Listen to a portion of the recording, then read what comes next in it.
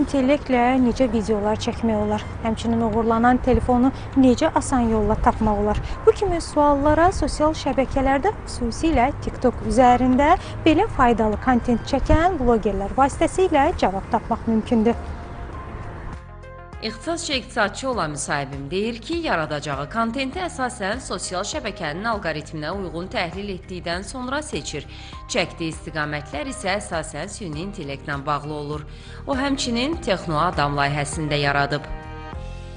Texno Adam layihəsi 1 il yarım öncə yaratdığım bir layihədir və orada da sırf texnologiya videoları, proqramların qısa yolları, daha asan həll yolları tipli videolar paylaşıram. Süni intellektin ümumiyyətlə həyatımıza girməsi ilə bərabər orada hazırlanan fotolar, videolar insanların marağını cəlb etdiyi üçün ən çox süni intellekt videolarının hazırlanması ilə bağlı videolar çəkirəm.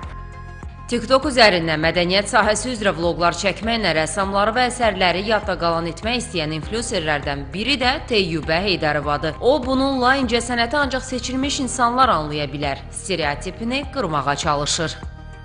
Yanlış stereotip var ki, TikTok çox ancaq rəqslər və s. maraqsız kontent kimi və çox adam uşaqlarına tövsiyə eləmir TikToku. Mən bununla tam razı deyiləm. Qərar vermişəm ki, bu vəzifəni niyəsə öz üzərimə götürməliyəm.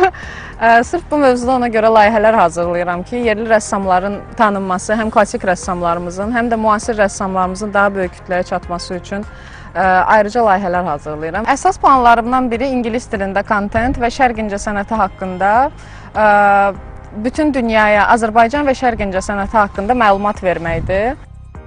Müsahiblərim deyirlər ki, TikTok platformasından yalnız əyləncə üçün deyil, həm də maarifləndirmə istiqamətində istifadə etmək və daha faydalı kontentlər yaratmaq da mümkündür. Bunun üçün istək və fərqli yanaşma tərzi mütləqdir. Aydan Əliyeva, Əli Abbasov, Nigar Babayeva, Telesər.